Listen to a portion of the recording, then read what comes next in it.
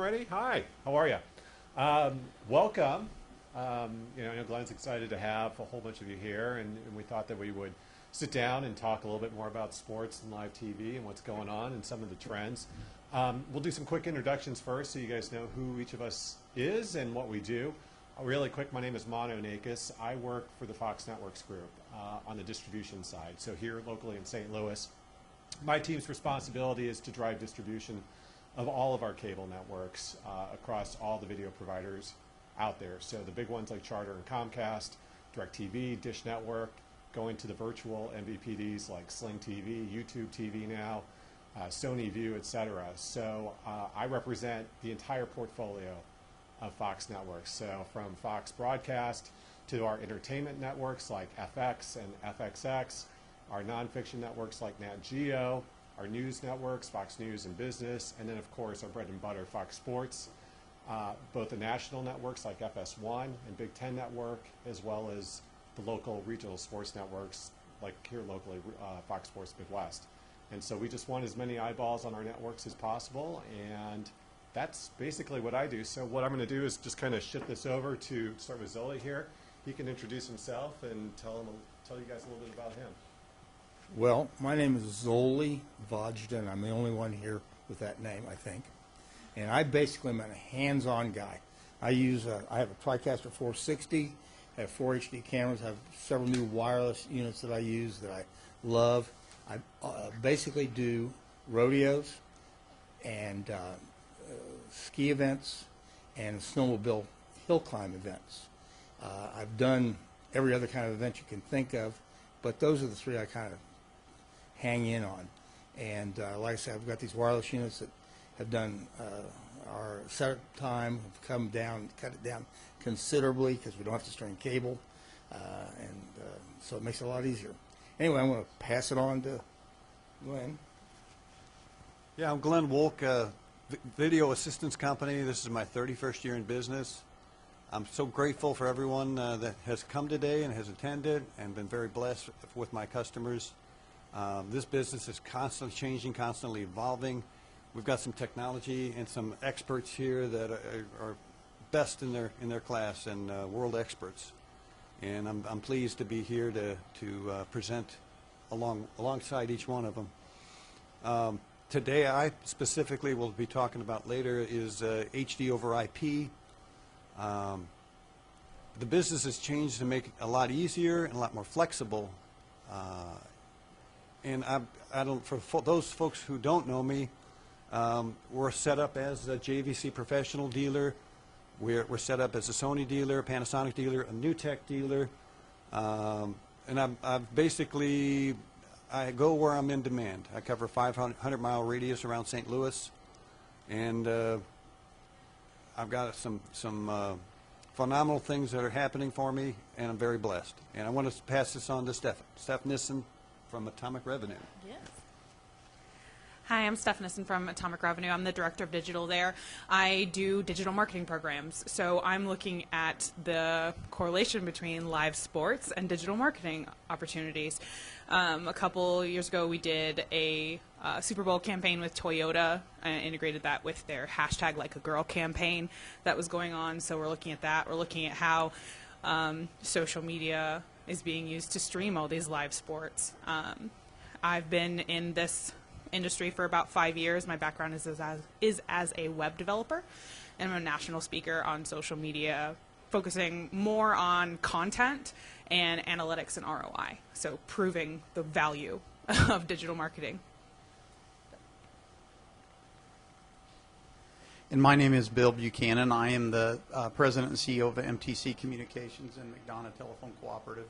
We are a rural cooperative. We serve West Central Illinois in I think we touch about 8 different county region up there.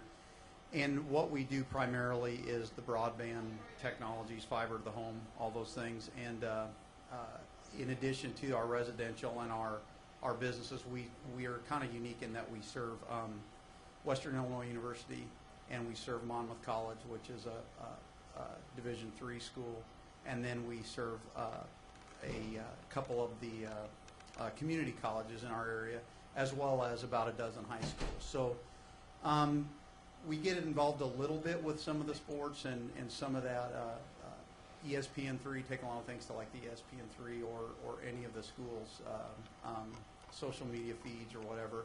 We don't actually do that. We just provide the transport. So we're a transport company, and then we do a lot of internal networking and things like that.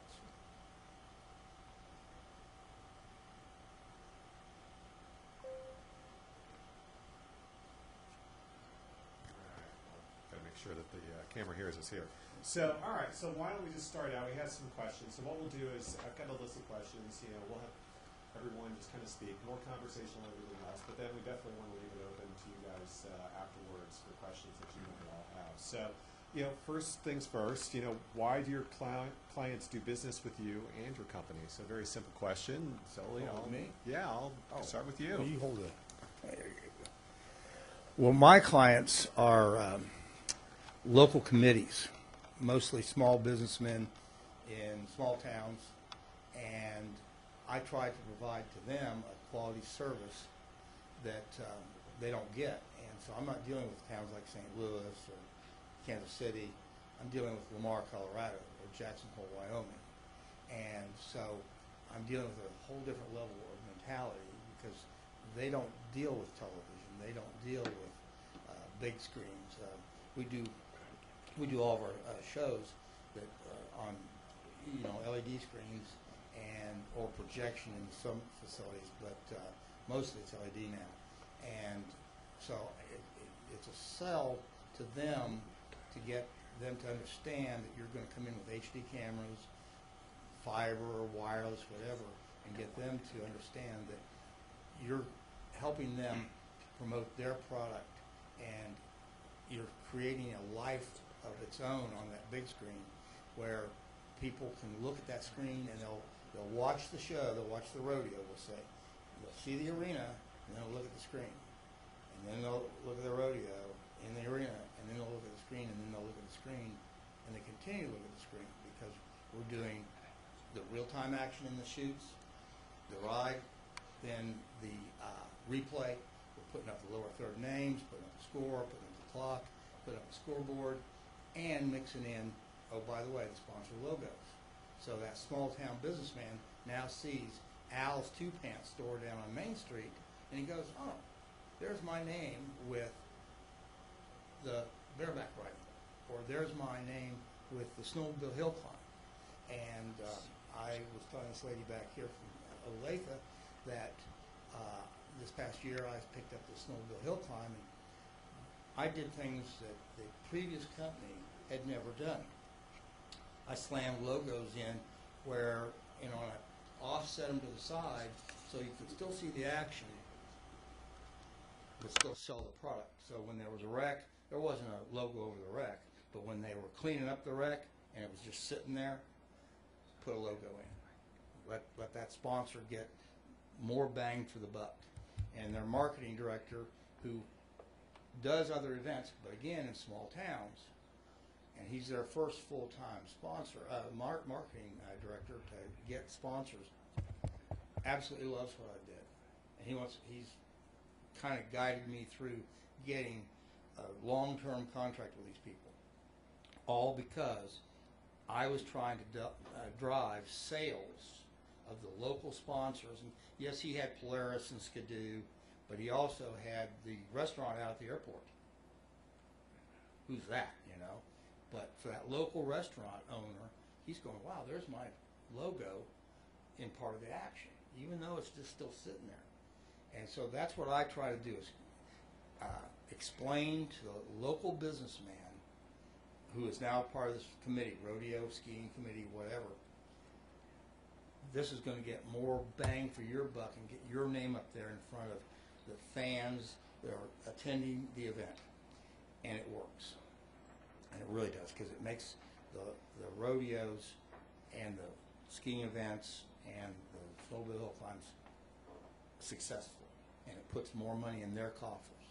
Because if they hang a banner in the arena and the announcer says, well, here's Al's Two Pants store, they never look at that banner.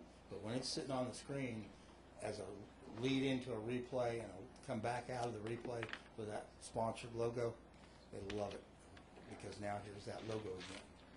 And so that's what my job in life is trying to do: feed my family and feed the community. And I've got a little rodeo out in Lamar, Colorado, and the first year we did it, the State Farm Agency put in a $125 check. Okay, that didn't happen again. So they started asking for $1,000 sponsorship fees, and they went from 9 sponsors to 23 last year. They paid for everything and made money. And that money, I don't know where they use it, but like the Snowmobile Hill Climb, they helped a kid get a kidney transplant. So they put that money into that. Some of these events put money into scholarships or into the local 4-H program. So to make the local rodeo or local ski event popular, develop money flow for them is part of what I try to do. Great. Okay? Yeah. Glenn. I love your success story, and basically that's, people hire us because they want success, they want help, they want answers, and people basically do business with us because they know, like, and trust us. This business is constantly changing and constantly evolving, and I try to stay up and do my best to stay up with the advancements in technology that are out there, and then create the value that you need to succeed. I spoke with Kyle earlier, and I mean, when he talked, he was telling me that every time he calls somebody, he gets a different contact, and that's the beautiful thing about my business. This is how I create my living, where it's single point of contact to get you answers to your questions. And that's why we've been successful for 30 years. We do the things that we know need to be done. Our other folks that are out there, they just, they always want to pass the buck, pass it on to the next guy. And if you do what needs to be done, and you do it right, and you do it well, and you create a memorable experience, and the customers is successful, that's the bottom line. I mean, they may tell 2 or 3 people. We're a referral-based business. And folks refer us to the next guy. I got a referral, and I was telling you, in Tabor, Kansas. Excuse me, Tabor College in Hillsboro, Kansas. It's an 8-hour drive from here. The client was ecstatic that I would come out and see him. Most of the other folks, they don't even have people calling on them anymore because it's such a when you get to the point where it's only a transaction, then why be in business? You've got to add the extra value to make the customer successful so that he can get his job done. And that's my point. Your success story that Zoli had mentioned, I love hearing that. It's all about your success. If you're successful, then we're all successful. And I'm hoping that you folks network today and help each other out as well. Pass your cards out to each other, because who knows when you can help each other. And now I'm going to pass this on to staff. Thank you, Glenn.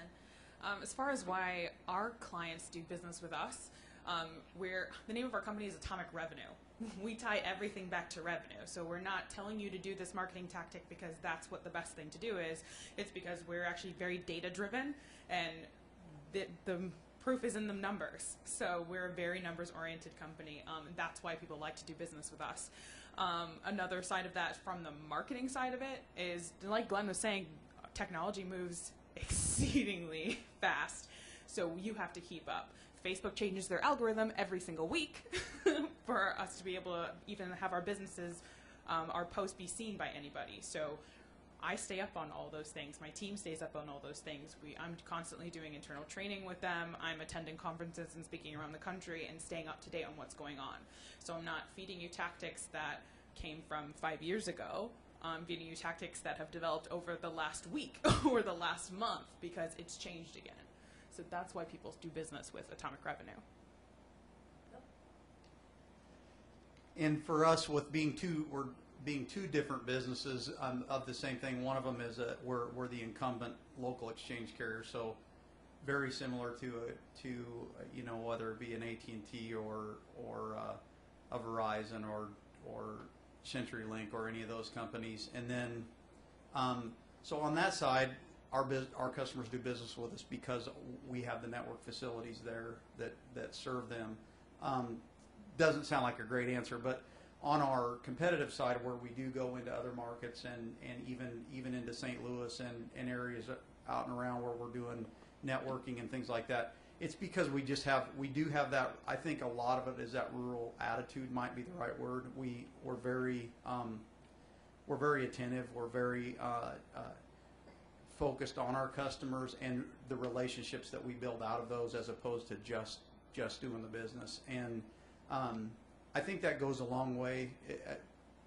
We're a small business. We've got 42 employees. We have a network of about 2,200 miles of fiber, and to maintain that and keep those customer relations and those contacts, it takes everybody with that really kind of that neighbor attitude. You just really have to be able to serve your customers in a neighborly way, as opposed to just a business way. And I think we're very successful with that approach. And so in our, not just our geographically confined business, in our competitive business, we take those same principles and apply them, and I think that's why we do very well at what we do.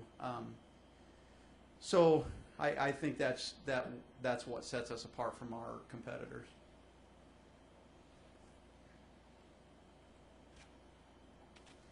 I do want to add something, and this doesn't. I don't want it to sound like sour grapes, but the committees and people I deal with, they don't care if I have HD. They really don't. They don't care if I have wireless. But when the picture's on the screen, they do care, and so it's hard to explain to them and sell them on. We're going to increase you slightly, $500, but we're going to buy some HD cameras, and that is probably the hardest sell in the world, because they see the TV at home that Channel 3 is broadcasting, and they don't think about the fact that studio has 3, 4, 5, 6 cameras. They may have a Grass Valley switcher sitting in there, or a TriCaster, whatever, switching that show. That's all costs money. It doesn't occur to them. And so for us, we're the same thing. We're just a little mobile TV, so to speak. And so that is a hard sell. But like I say, once they see it on the screen and you put the package together, and here's the logos, the name keys, the scoreboard, and pretty pictures, then it comes together, and then they become that, like you said, relationship based. They start asking you to do more. And I've got one rodeo that they sell everything from literally the chute gates to the out gates to the separate grandstands are sold. They're making so much money it's not even funny, and it's a small rodeo. I mean, but they make a lot of money on it. And I said something to him about increasing their costs. He said, "Sure, send me a contract, no problem," because he knew what we were doing had helped them out and made more money than they'd ever made. So I'm going to add to that too. I appreciate that. I'm so glad you mentioned that. The Kansas Expo Center, Topeka, they have a TriCaster that we set them up with. And we set up fiber in their camera wells going back to the TriCaster. But they do a demolition derby event. And this is what I love about small towns is the people, it's a community. I mean, literally, they made $100,000 on the web stream. And the people not only came to the event, filled up the stadium, but then they had their iPhones and iPads. And they're subscribing to the wireless feed, and then they're doing the Twitter and the interactive Facebook and the tweets, all interactive, online, real time with the data link that the TriCaster offers. And that's the thing is, at the end of the day, when you see your client successful and he's done well and he's investing in new cameras and new equipment, then you know you've done your job well. you got to get a wireless system. Those are all great answers. So, all right, well, let's move on to what we're here for, talk about sports and live sports and some of the trends going on in the industry. You know, I come from a company that's known for its innovation in sports, you can't imagine watching a football game or a baseball game these days without seeing the box with the score and the time up there. I mean, there was a time when that wasn't available, but yeah, the Fox box, the first down line when you watch football, that was a Fox innovation. I will say another Fox innovation was the glowing puck. Maybe not quite as successful as some of the other innovations out there. But, it's amazing some of the new trends that are going on. I was out walking my dog last night, and I was watching the Yankees-Twins wild card game on my phone as I was walking them on a network that should not go named right now. But so being able to stream on your phone via apps. 4K is another thing. Is 4K going to be the next high def, or is it going to be the next 3D? Who knows? But there's a lot of innovation going on there. So let's talk a little bit about innovation in sports and trends and what's going on. Well, in the 4K industry, I used to be in broadcast. I was in broadcast for years. I worked for WKY Television, Oklahoma City, which was the Gaylord, I guess Taj Mahal, and we were a big station back then. Bob Dawson came from there. I don't know if you remember Mary Hart. She worked there for a number of years. So I had a really good upbringing in television back in the day. We had 10 Marconi cameras. Okay, Marconi was an interesting camera. It was a beautiful camera. They bought the first color cameras in the United States. Gaylord did. NBC, which was owned by RCA at the time, went, wait a minute. You can't do that. We have to have 1 through 6. And so he negotiated, Edward Gaylord, negotiated a deal where they sent their engineers to New York City to study under RCA and NBC engineers to learn color.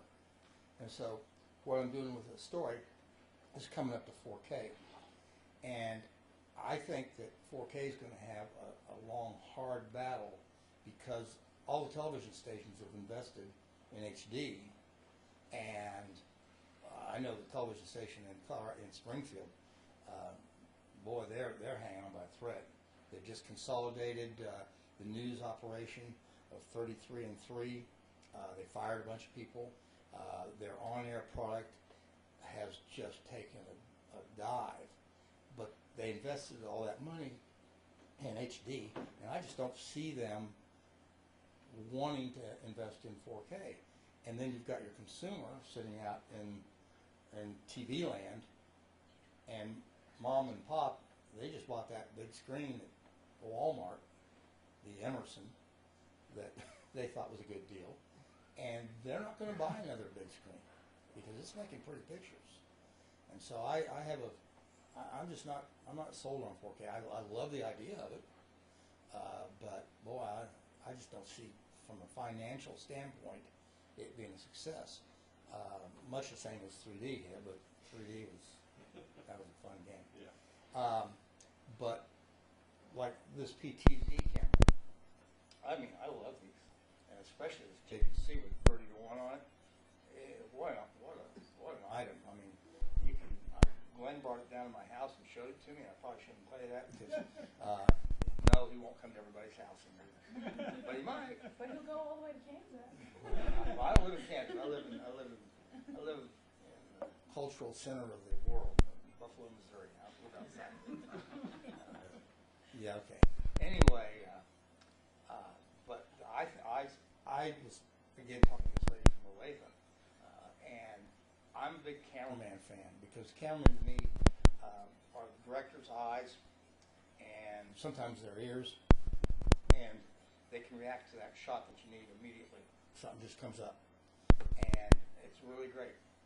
But the PTZ camera, as far as set shots, doing cookie cutter situations where you're going to be here, you're going to be here, you're going to be here, you're going to be here, absolutely fantastic.